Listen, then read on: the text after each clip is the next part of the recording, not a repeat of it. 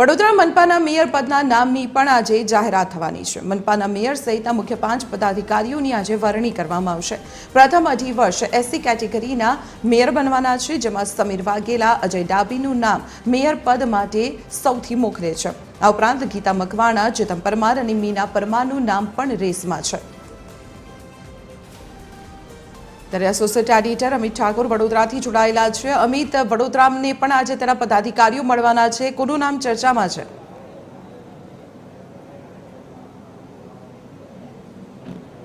વડોદરાના મેયર આજે 1 મહિના બાદ ચૂંટણી પરિણામોના 1 મહિના બાદ મળી જવાના છે અને તેને લઈને ઘણા બધા નામો ચર્ચામાં છે।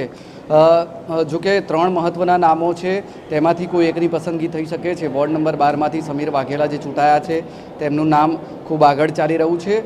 તે બાદ અજય ડાભી જે વોર્ડ નંબર 8માંથી ચૂંટાયા છે ભાજપમાંથી, તેમનું નામ પણ મેયર પદની રેસમાં ચાલી રહ્યું છે। આ ઉપરાંત વોર્ડ નંબર 18માંથી વિજેતા બનેલા ચેતન પરમારનું નામ પણ આ રેસમાં આગળ ચાલી રહ્યું છે। ભારતીય જનતા પાર્ટી દ્વારા તેને લઈને કવાયત શરૂ કરી દેવામાં આવી છે। વડોદરા શહેર ભાજપનું આ કાર્યાલય છે, ત્યાં અત્યારથી જ પાર્ટીના જે હોદ્દેદારો છે, આ ઉપરાંત તમામ જે 69 ચૂંટાયેલા કાઉન્સિલરો છે એ તમામ અહીંયા પહોંચ્યા છે અને ધીમે ધીમે હવે જે પદાધિકારીઓ છે તેઓની નિમણૂકને લઈને વાતાવરણ છે વડોદરા વડોદરા ભારતીય જનતા પાર્ટી કાર્યાલયે જોવા મળી રહ્યું છે।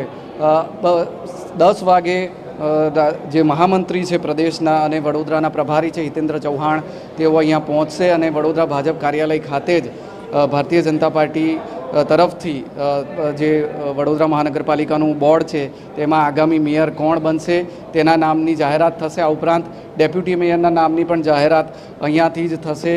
આ ઉપરાંત ચેરમેન અને જે પક્ષના નેતા છે અને દંડક છે, આ તમામ જે 5 પદાધિકારીઓ છે તેમના નામની જાહેરાત થોડા જ સમયમાં વડોદરા શહેર ભાજપ કાર્યાલય ખાતેથી થશે। હિતેન્દ્ર ચૌહાણ જે વડોદરાના પ્રભારી અને મહામંત્રી છે તેઓ અહીંયા પહોંચશે મેન્ડેટ લઈને અને ત્યારબાદ આ તમામ નામોની ઘોષણા કરવામાં આવશે। જી અમિત, આભાર માહિતી આપવા બદલ। તો વડોદરા મનપાને પણ આજે તેના પદાધિકારીઓ મળવાના છે અને તેની ગતિવિધિઓ અત્યારે વડોદરા ભાજપ કાર્યાલય ખાતે તેજ થઈ ચૂકી છે। ચૂંટાયેલા તમામ કોર્પોરેટરો એક પછી એક ત્યાં પહોંચી રહ્યા છે।